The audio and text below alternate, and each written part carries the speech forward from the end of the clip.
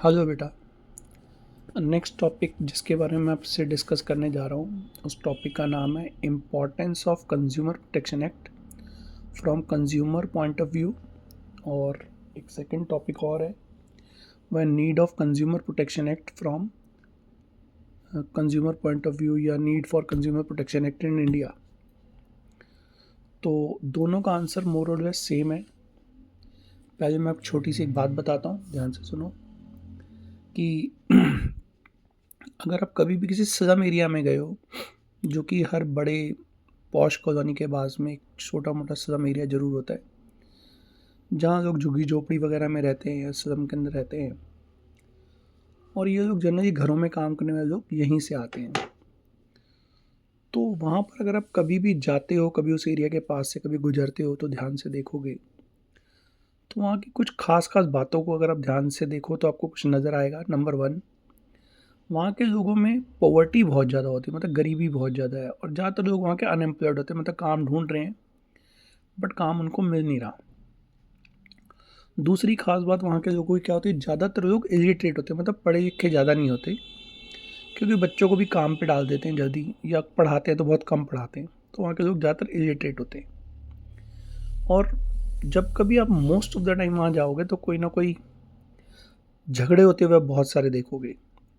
दो चार लोग हमेशा झगड़ते हुए नज़र आएंगे, मतलब दिन में अगर आप 2-3 बार जाते हो तो एक ना एक बार ऐसा ज़रूर होगा कि कोई ना कोई लोग झगड़ रहे होंगे वहाँ पर। नहीं, हम कह सकते हैं वहाँ के लोग ज़्यादातर ऑर्गेनाइज नहीं होते।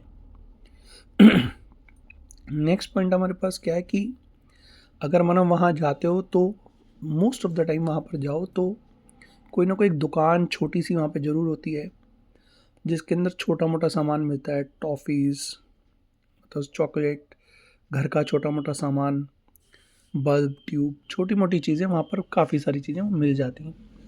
तो ऐसी जो शॉप्स पे जब कभी आप जाओगे ना, तो वहाँ पर देखोगे कि मोस्ट ऑफ द चीज़ें जो वहाँ पर मिल रही हैं वो डुप्लीकेट होती हैं, क्योंकि वहाँ के लोगों को पढ़ना लिखना आता नहीं होता। तो इसीलिए वो लोग क्या करते हैं, नकली सामान लेकर आते हैं, डुप्लीकेट सामान लेकर आते हैं, उन लोगों को देते हैं। वो लोग यही सोचते हैं कि हमने बहुत क्वालिटी वाली प्रोडक्ट खरीदी है, सस्ते में भी मिल रही है।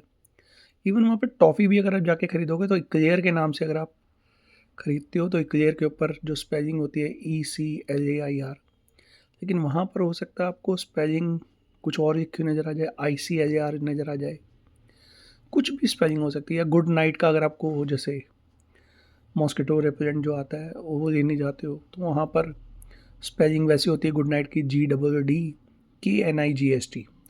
तो उसके पास जो मिल रही होगी वो मिलेगी good GODD and NIGST। What I mean to say, मतलब डुप्लीकेट प्रोडक्ट्स आर देयर। तो आप वहाँ के अगर पॉइंट्स को अगर ध्यान से एक बार नोट डाउन करो तो क्या है, वहाँ पे पॉवर्टी बहुत ज़्यादा है, अनएम्प्लॉयमेंट बहुत ज़्यादा है, वहाँ के लोग ज़्यादातर इलिटरेट हैं, अनपढ़ हैं, वहाँ के लोग ज़्यादातर ऑर्गेनाइज नहीं होते हैं, झगड़ा कर रहे होते हैं, और वहाँ पर लोगों को जो डुप्लीकेट चीज़ बिक रही है उसके बारे में इग्नोर है। इग्नोरेंस वहाँ पे बहुत ज़्यादा, उनको पता ही नहीं है कि हमको कोई डुप्लीकेट सामान भी दे रहा है, और अगर मिल भी रहा है तो वो ज़्यादा केयर नहीं करते, कह रहे कोई बात नहीं, काम तो चल रहा है ना।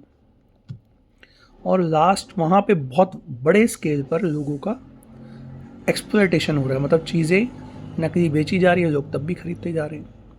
तो इस सारे पॉइंट्स को अगर मैं सम अप करता हूँ तो ये हमारी need for consumer protection in India आ जाता है, या importance of consumer protection act from consumer point of view आ जाता है। कि करके सारे पॉइंट्स बोल रहा हूँ। नंबर 1 है poverty and unemployment. Number 2 illiterate consumer. Number 3 consumer are not organised. Number 4 consumer ignorance. The last is consumer exploitation of consumers, या wide spread exploitation of consumers.